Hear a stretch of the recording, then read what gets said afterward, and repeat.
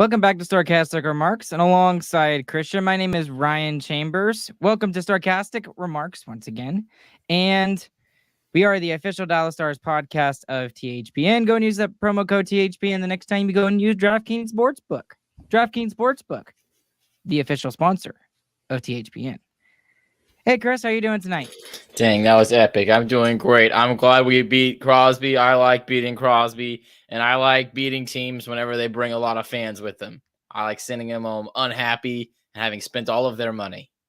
I mean, that was one of the things I actually wrote down in my notes tonight was the fact that it was packed to the brim with Pittsburgh fans tonight. I mean, it was a little ridiculous. It always is. I mean, you can count on that. It's the Blackhawks, the Pittsburgh, the Rangers, those are just teams that are going to pack the stadium every single time. So the Dallas Stars do win tonight by a final score of 3-2 over the Pittsburgh Penguins, like we mentioned. Mr. Sidney Crosby, Sid the Kid, Sid the whiny baby, gets heated at the end of the game and gets really, really mad. And Jamie Benn does awesome things tonight, as does many other players. But I think the biggest thing that we absolutely have to talk about, Chris, and I think you know where I'm going with this, is the absolute incredible play by Jay Gottinger tonight. It's been a while since we've gotten to say that. And we read that quote last night about how bad he was feeling about letting in 10 goals in 2 games. He lets in 2 tonight, and that's it. And honestly, I thought he probably should have even had that second one. 40 saves on 42 shots, a .952 save percentage.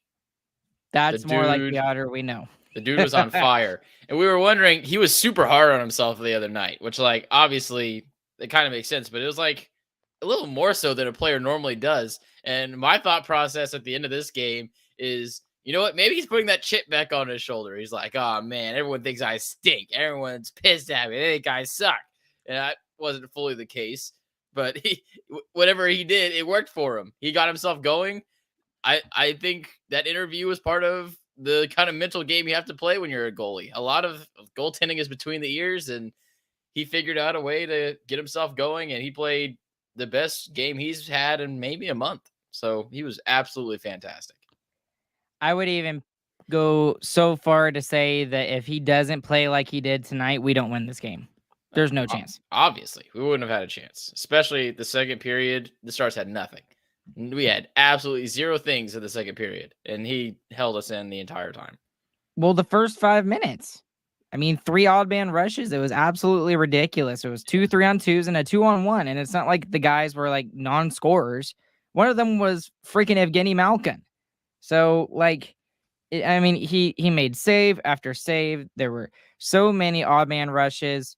And, I mean, you have to sing the praises of him when he does good. And, I mean, we've done it a lot. Not recently, unfortunately, but this one is 100% on Ottinger tonight in a good way. Yep. And he single-handedly won us the game. Agreed. First star of the night as well, followed by the captain, Jamie Benn, with the eventual game-winning goal, and Miro Heiskanen, who, after that first weird turnover, again, was fantastic. 4 shots on goal and an assist, 26 minutes time on ice. Yeah, he just didn't look where he was going, unfortunately, and that could have been really bad. I'm honestly surprised Malkin didn't do more with that shot. I think he was surprised he got it. I think he was like, whoa. He's just like, shoot. He's like, oh, hey, look at this thing. I got this black disc thing here. I'm gonna shoot it at the net. I don't know how I got it. Lots of good things to talk about tonight, but we had to start off with that because Ottinger was very good. Again, it seems like on a nightly basis, one of the best players for the Dallas Stars is also a guy by the name of Jamie Benn, who he's worth $9 million right now. Absolutely. He is absolutely 100% worth the $9 million that he's getting right now. And what's funny is he's playing less. He's more effective. He's bringing up a young Wyatt Johnston, who is also having an amazing season. He is not allowing other players to get to our best players, and like nobody dares do anything to any of the Stars players when Jamie Benn is on the ice. and he's a physical presence. He has a leadership role on this team. He's been doing it for over a decade now, and it's just a culmination of everything. This might be one of the best seasons Jamie Ben's ever had. I would go to. I know he's not scoring at the same pace or anything like that, but the level of significance that he is having on this team is just. I'll steal Razor's word and Ardell's word over in the comment section. Mastodonic, absolutely mastodonic. Well, and it's the fact that he's doing it on a good team and is a very important part of that team being good. We saw him have some crazy number seasons when the team was bad and it was just him and Sagan just scoring nonstop.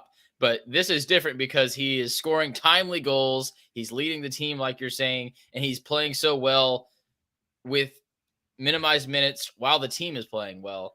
I definitely think that he will look back on this season very fondly, and it's not even over yet. Again, just gets me really excited for how the season's going to go and how the playoffs are going to go. All right, let's talk about a couple of really rough things. First things first, I absolutely, and I'm sorry, I'm just going to say this. I was bored out of my mind with this game. And it wasn't the Stars' fault. It wasn't the Penguins' fault. I absolutely hated the ESPN broadcast tonight. I hated it to a T. One of the worst games I have ever watched with a broadcast team. I hated it. It was no fun. And I'm sorry, but when big things were happening, there was no excitement from the play-by-play guy. Absolutely zero excitement. That guy should not be doing play-by-play. Absolutely should not be doing it. And he did not make the game fun for me at all. And again, it goes to show you like how spoiled we are as Stars fans, having whether it was, Ralph and Razor back in the day, or for a short period of time we had Dave Strader before he unfortunately passed away, and now we're graced with the presence of Josh and Razor. So I man, that was terrible. I mean, it was so bad. I didn't think it was that bad. I mean, I understand what you're getting at. It was three old white guys calling the hockey game, so it could kind of get boring there. There's not a lot of excitement, and they didn't seem super interested in the game. They kept calling the stats for other teams and stuff like that, so I kind of get that. But I was kind of into it. Thursday night game, throwing around a bunch of different stats from all over the league. I didn't hate it, so I get what you're saying, though. They didn't make it seem like a big deal.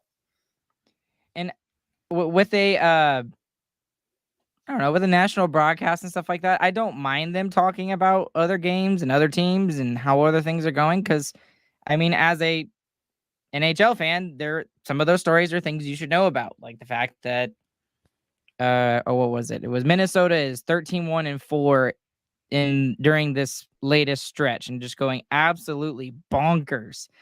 And they're the best team in the league during that stretch. And it's just insane. But at the same time, I mean, pay attention to the game that's on the ice, guys. I mean, really. And they did not make it interesting. So, side note, I'm done. I'm not going to rant about that anymore. It just sucked for me. I hated it. But I'd love to hear people in the comment section if you thought it was the same, or if I'm just out of my mind and I'm just getting old and senile in my own ways. So now, actual game stuff. The power play was absolutely atrocious tonight. And really, I was frustrated with the Stars tonight. I really was. This is a game that we should not have won, in my own opinion. And the only thing that kept us in the game was Jake Ottinger. I mean, we had two opportunities to get power play goals. They were constantly putting us on the power play. We were constantly allowing the other team to have odd man rushes the other way. We were turning the puck over. It wasn't a good game overall. And now I'm getting off on a random tangent. I'm sorry. Chris, talk about the power play tonight. What a negative Nancy tonight. We know. we didn't have our best stuff, but I mean, we're We playing still won. Pittsburgh. I mean, they're scrapping for a win. We played a good game. We clutched it up at the end of the game too. I mean, not a ton of offense was going our way, and we found a way to put up 2 goals late and a lot of pressure early in the third period. So we should be happy about the game. The power play was not good, and we still scored. Another positive. I mean, they were bad and we scored. We'll take it. If we're 1 for Pavelski 3 was every good. night, we'll take it. Pavelski was good. Pavelski was good, and we had a couple of other chances. The thing that sucked on the power play for whatever reason, we just could not get into the zone, and that's why it's so frustrating. But even with that, we still score a goal. We should that's a positive. We should take those. They don't care about how you do it, just how many you put in the back of the net, right? Exactly. Yeah. So I do agree with the turnovers thing too, though, and that's been kind of a theme the past week or so. It's turnovers not even in our own zone right now. We're doing a pretty good job getting out of our own zone. It's in transition and it's at the offensive blue line. It's giving it up too clean too. Like it's fine if you're trying to make a play and you turn it over, but you can't give it up clean so they can break out the other way. You got to get a stick on it or something and slow them down at least. And they are just getting too many odd man rushes the other direction from neutral zone cough ups and offensive blue line cough ups. and that was exactly my point. And that was the difference between this game and the Seattle game. The Seattle game, Seattle was just full on pressing in our own zone and they were forcing turnovers in our own zone. Tonight, it wasn't really Pittsburgh forcing the turnovers. It was literally the Stars not connecting on passes, turning the puck over at the offensive blue line in the neutral zone. And that is like the absolute worst place you can be turning the puck over. Because if anything we have figured out about this team is that other teams have figured out that the way to score against the Stars is on the rush. And if we eliminate those odd man rushes as much as possible, I know the style we play now is a little bit more open than it was against Bonus. So we're going to see those. And we had several good defensive plays where like Kiviranta came back at a good play and Suter had one. There's a lot of good defensive plays at the end of the first that I wrote down. Hakanpää had a good one too. Olofsson had a good one. Miller even at like 20 seconds at the end of the first period. But you have to eliminate more of those. You have to eliminate more of those, I feel like. And I think they can do it, but I don't know who is the culprit and the biggest problem in all of this. Is it the forwards? Is it the defensemen going too far into the zone and pressing too much and getting out of position? And that's what causes the 2-on-1s and the 3-on-2s and stuff like that? What do you think? Well, it's also just a difference in style too. Seattle's playing a more aggressive forecheck against the Stars. They're trying to force those defensive zone turnovers, which also makes them more susceptible to offensive breakouts the other way. But the Penguins are playing a lot more lockdown and are trying to not allow you into their defensive zone as more of their game plan on their forecheck. So it's kind of just different ways of playing. And we saw the polar opposites in 3 days, which is kind of weird too. So I take it a little bit with a grain of salt. And both worked well against us, unfortunately. But when that happens, you got to rely on your skill. And they did that, and it worked out really well late in the third period. So they started getting those passes just like we did in the Kraken game. Our passes just started singing for whatever reason, and we got it going. So it just took us a while to figure out their forecheck. Or you can just rely on a really lovable furry creature in your net named Otter. Let's move on from that. We got to get talking about Seguin. Seguin makes his debut after his debut. That's not the right word. He makes his return after his injury. He's been out for about 2 weeks now, I think it is. Maybe give or take a couple of days or something like that. I didn't think he looked all that bad. There was one specific turnover that I was like, I didn't like that. But I thought overall he had a pretty good game. What did you see out of Seguin tonight, Chris, that you liked or disliked? Yeah, good on the face-off dot. He wasn't afraid to go in after puck battles. A lot of shots on goal. He had 3 tonight, so it seems like he's good. Just needs to get the conditioning up. Obviously wasn't playing second line minutes tonight because he just came back. But once he gets his legs back under him, I think he'll be good to go. He doesn't seem any worse for wear after having a extremely long laceration on his leg. So. Was it long or was it deep? Because it sounded like, according to the broadcast, that it was like a small incision, but it was like really deep. I heard the opposite. You heard the opposite? Maybe. I mean, I don't know. heard I don't remember. I heard it was a lot of stitches, but it didn't cut into the muscle, and that's why he was able to come back so quickly. It was Okay. literally a matter of physical capability of his skin needing to fuse back together and not reopen. That just sounds painful the way you described that. Yeah, but it didn't go into any muscle or anything, so there's no like, it's not like soreness in the muscle really. It's just literal, just pain on the. I'll use a medical term, the dermis. Oh, the dermis. Your epidermis is showing.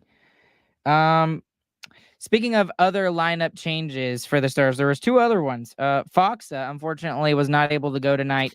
I was very thankful to hear that it was just an illness and it wasn't an injury. I was like, I know Foxa is not a goal scorer or seen as a super important guy for this team, but I am very bullish on Roddick Foxa, and I believe he is a very key component to this team, especially on the defensive side of the game. So, and he lately, like you said, Chris, the other night, he's been chipping in more goals lately, especially at the pace he normally goes. So I was glad to hear that it was just an illness, and hopefully he'll be okay moving forward. And when we think we're going to have a full lineup back, of course, something else happens. Right, exactly. So, but honestly, I'm okay with it. I'm okay with it. We got the win. It's not like it was one of the guys in our top 6. That would have been catastrophic, I would feel like. So now the other lineup change about is a very interesting one. And not an interesting one, excuse me. It was just that Lundqvist makes his way back into the lineup again. So in the game tonight, according to the lineup charts that we saw, whether it was on NHL.com or on Twitter or whatever, he was going to be paired with Ryan Suter for a majority of the game. So I didn't really see him with Suter a whole bunch. I saw a lot of different combinations tonight, which was, I guess, good and bad in a way. I guess DeBoer is, experimenting a little bit more to see if he can find a little bit more chemistry moving forward with those groups. Because, I mean, what you've got is what you've got. You got to figure out something with the 7 guys you have, because Nil doesn't seem like he's going to bring up Harley at all. Then that would be the only other guy I could see that would come up and play for the Stars. But what did you think about Lundqvist and how he played in this game tonight? And what did you think overall of the Stars' defensive play, specifically from the defensemen? I thought Nils played fine. He had 11.5 minutes time on ice, which was pretty good. 2 shots on goal, 4 blocks, no official giveaways. So I thought he did fine as a third pair guy, especially as a number 6. I thought there was no problem there. The defense as a whole was okay. The odd man rushes, I feel like partially you could say the second guy was getting up there a little bit too quick on this forecheck. And it's just specifically this forecheck, because on a aggressive forecheck like the Kraken have, you need the extra guy up the ice so that you can get the puck to someone else. But on this one, when they have more guys back on the red line and on the blue line, you need more help. And it just led to it was like 4 or 5 2-on-1s in the second period specifically, just because the defenseman was already up the ice. So it was a little bit frustrating there. But overall, I wouldn't say it was terrible, but it was a lot of shots on goal. But they were a lot from the perimeter. So I'll say overall they get a B-. Well, you know what? B- is okay, because they only let in 2 goals tonight. And I think they're only a B- because Ottinger is a big part of that big B-. He had an A+ in the B-. Everybody else was when like your a goal C-. is A+, pretty much any passing grade will do. Right. All right. So there's not all much that we need to talk tonight, Chris. I think that pretty much kind of sums it up. Is there anything else that you kind of want to mention in tonight's game that we haven't gotten a chance to talk about? Looking at standings, we jump back over Minnesota after their OT loss to Philadelphia Flyers. Thank you to my fiance's team. So we're back to number 1 in the Central Division. And yeah, good times. Oh, excuse me. I'm running here. So looking at the Central Division, we can just go ahead and say it. Dallas is 92 points. They've played 72 games. Minnesota with 72 games, 91 points. They're literally 1 point behind the Stars. They were 1 point ahead before this game got started here tonight. And then Colorado with a really bad loss to Pittsburgh last night. And I think that's another thing that kind of helped the Stars tonight is that we might have been a little off tonight, in my opinion. But Pittsburgh, I mean, they're missing 4 of their top defensemen who are all hurt. And they're on a second night of a back-to-back. And they didn't have a goalie for the first period, a backup goalie for the first period. Okay. So, and then looks like Winnipeg might be able to hold on. Oh, no, you know what? Maybe not. Maybe not. Maybe Nashville does get in there. Trashville. I'm kind of rooting for him. I'm rooting against Winnipeg. I don't care who it is. It could be Trashville or Calgary. I want someone to catch Winnipeg and knock Bones out. Well, right now, assuming Nashville wins their 2 games in hand, they would be the final team in the playoffs. And that's after Nashville sold at the deadline. That's how bad Winnipeg has been. Oh, my goodness gracious. So that's going to be really interesting to take a look at and see how this ends up. That's really the only thing in the Western Conference that hasn't been decided yet. Who gets the last playoff spot? Is it Winnipeg or is it Nashville? So Calgary's still there, 79 points. They're not out of it. They've played 73 games though. They've played 3 more games than Nashville and a game more than Winnipeg. Still, never say never. Never say never. Okay, Justin Bieber, but still. I will love you forever. Oh my gosh. Just stop. Okay. Anyways, we're going to end it pretty early here tonight, more than we normally do, because I've got to start getting ready for our live episode live on the Live Plaza of PNC Plaza on Saturday. We're going to be doing that live. Did I mention live? And we're really getting excited for that, you guys. We hope you will come out and just say hi to us, watch us do the podcast, and then even say hi after we're done. We'd love to talk with you guys and, just let us know how you guys came to, I don't know, watch our podcast or listen to our podcast or however. And we're also going to question your sanity a little bit too, because I don't know why you would be listening to 3 brothers ramble about a hockey team in the South, but we appreciate it very much so. Anyways, guys, we're going to close it up here tonight, along with Chris and along with nobody else, because I'm used to saying James. My name is Ryan. We will catch you guys on the flip side. I am very tired, and we hope you guys have a good, fantastic morning, afternoon, evening, whenever you guys are listening. Chris, please do us the honors and take us out. GG, boys.